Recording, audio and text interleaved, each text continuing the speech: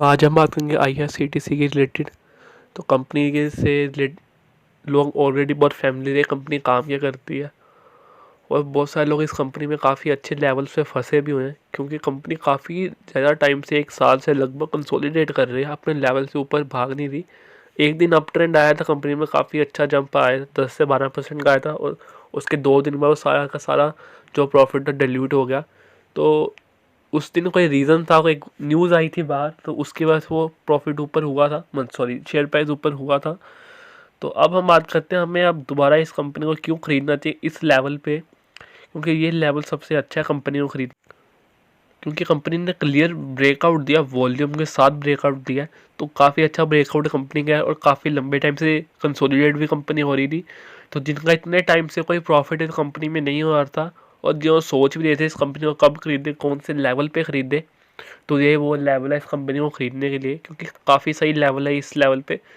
तो हम एक बार चलते हैं कंपनी के चार्ट पैटर्न के ऊपर, क्यों क्यों मैं कह रहा हूँ ये लेवल सबसे अच्छा है। तो चलते हैं सबसे पहले उसके ऊपर।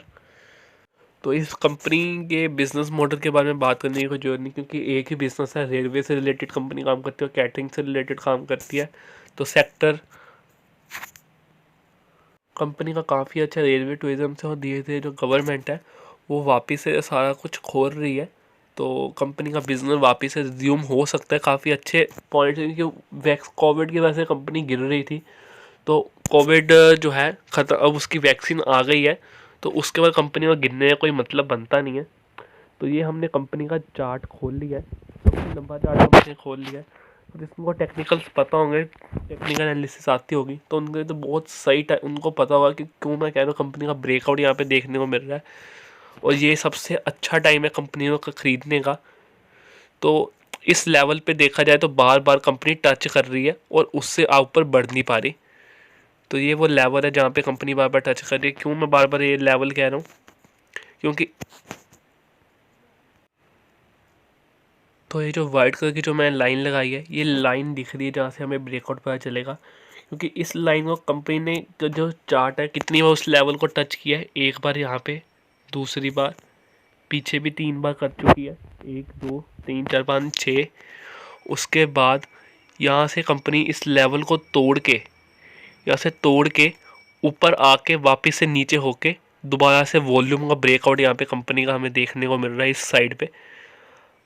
तो अगर हम एक मंथ का चार्ट पैटर्न, सॉरी 3 मंथ्स का चार्ट पैटर्न भी देख लेते हैं, तो उसमें भी कंपनी का हमें क्लियर ब्रेकआउट देखने को मिल रहा है इस लेवल पे, जो कि इस लेवल को वापस से टच करके आया हुआ है, इस लेवल को, जो कि है 1500 के लेवल को। 1 2 यहाँ पे 3 बार कंपनी का लेवल जो है टच करके निकला है इसको। तो काफ़ी क्लियर कंपनी में ब्रेकआउट देखने को मिल रहा है।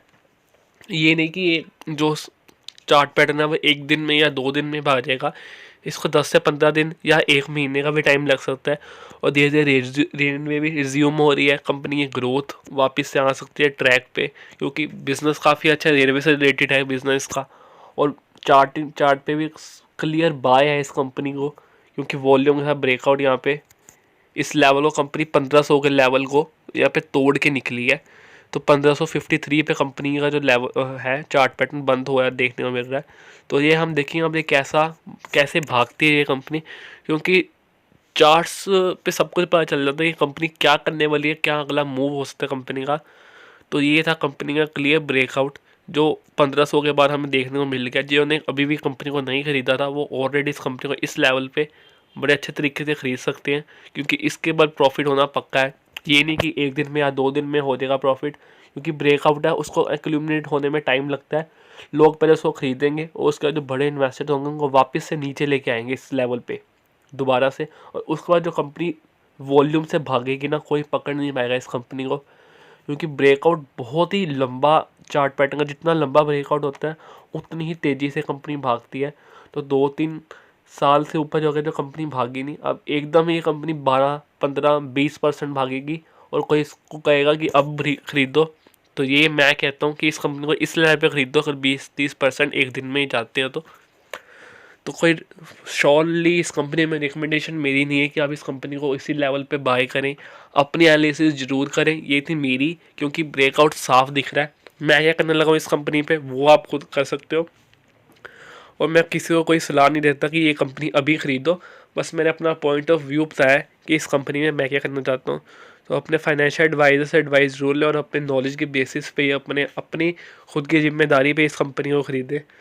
सो thank you for watching this video. Good bye.